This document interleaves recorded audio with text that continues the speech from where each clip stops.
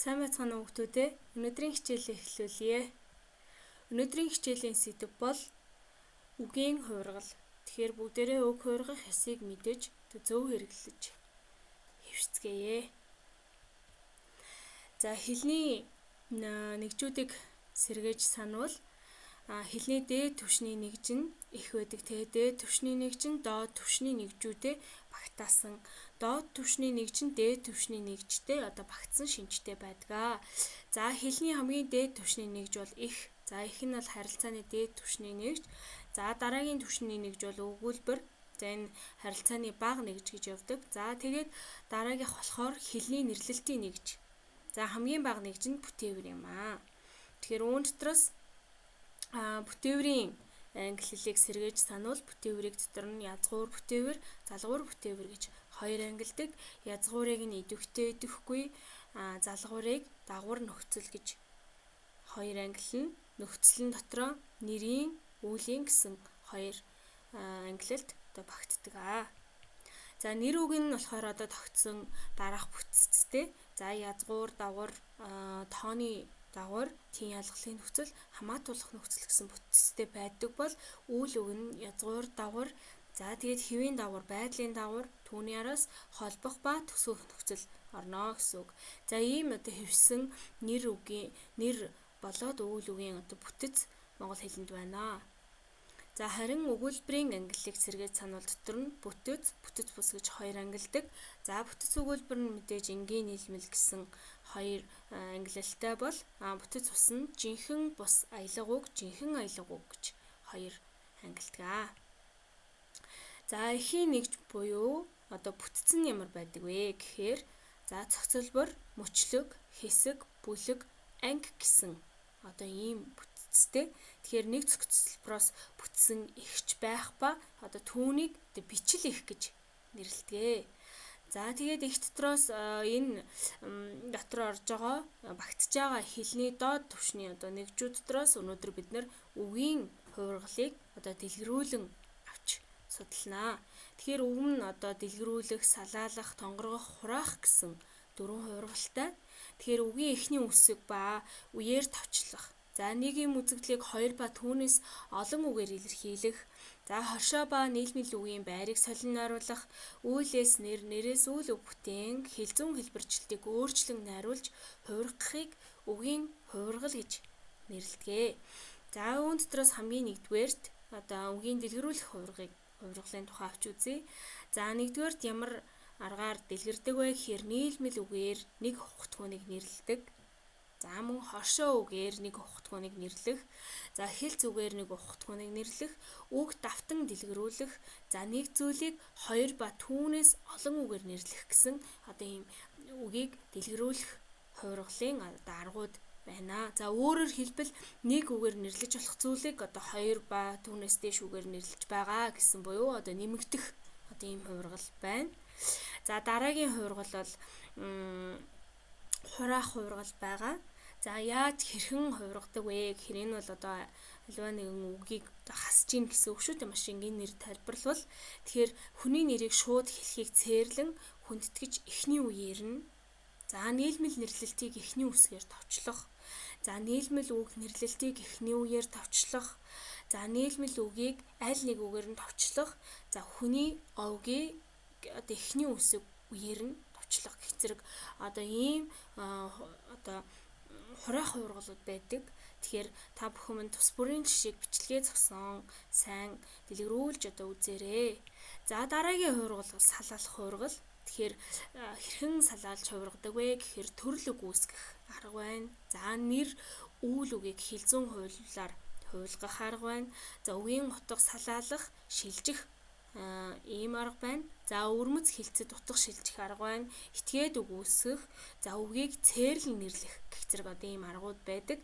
Тэгэхээр бүгдээрээ эдгээр аргуудыг тус бүрт нь дэлгэрүүлж харъя. За төрөл үг гэхээр яах вэ гэхээр нэг язгууртай боловч өгөгдөх дагварынхаа утгаар ялгарах ба хоёр ба түүнээс дээш бүлэг үгсийг нэрлэдэг. Тэгэхээр төрөл үгийн үүр гэдэг нь нэг язгуураас хам цэг, цуваа цэгийн харьцаанд үүссэн бүх үгийн цогцыг хэлнэ. За өөрөөр хэлбэл төрөл үгс болон тэдгээрээс шууд ба дам үүссэн өс одоо төрөл үгийн үүрт хамаарнаа. За одоо энэ дээр жишээ байна тий, барилгачин, баримлчин, баримжаа гэх зэрэг одоо барь язгуураас үүссэн байна. Тэгэхээр ийм аргаар үг маань салаалж хувирдаг.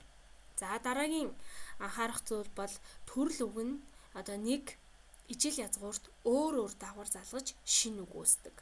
За энийг харин дараах хоёр тохиолдол эндүүрэгддэг. Тэгэхээр нөхцлөөр хуйлгаж бичвэл одоо энэ нь төрөл үг болохгүй. За гарсан, гарчээ, гарлаа гэх зэргээр за мөн язгуурыг авэаны ижил байгууламжтай өгтөй андуурч одоо төрөл үг гэж үзэж болохгүй. За үзвэр, үүзэг, үзэм гэх зэрэг нь одоо төрөл үг биш.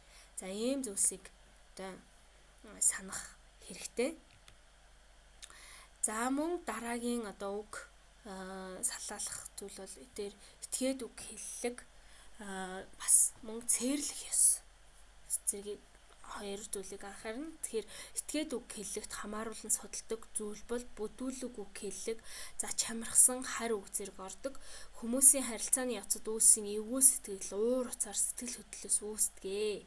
За жишээлбэл гуйлах гэдэг үг байна тий. Энэ нь одоо мөнгө хуваах гэсэн утгатай. Тэгэхээр энэ үгийг одоо ингээ гуйлах гэдэг өөр үгээр буюу одоо салаалах хуургалтай хийсэн байгаа.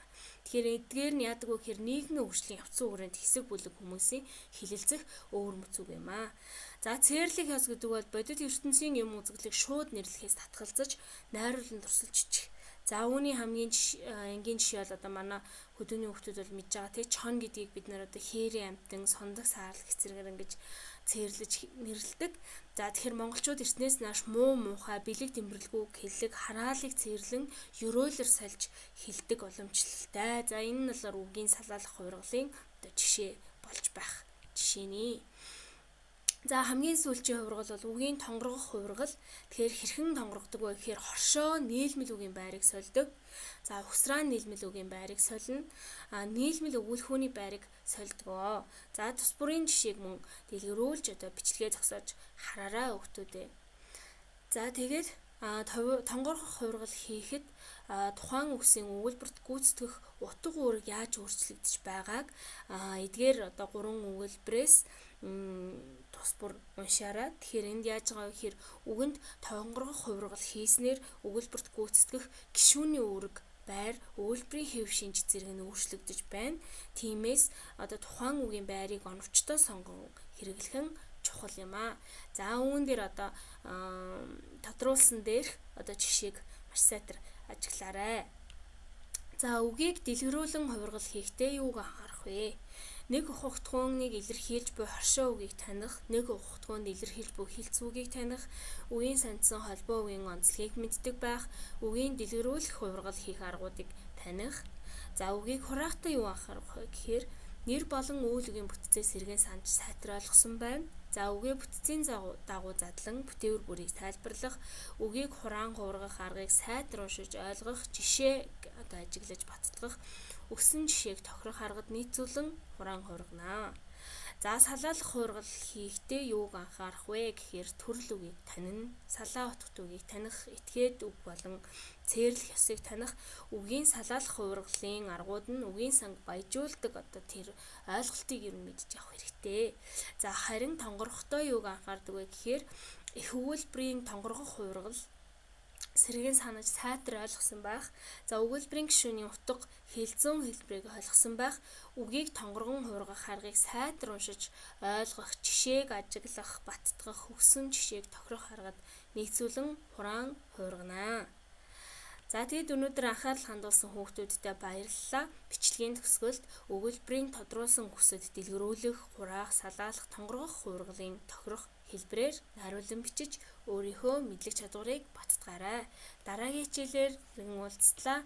Анхаарал хандуулсан баярлалаа хүүхдүүдээ.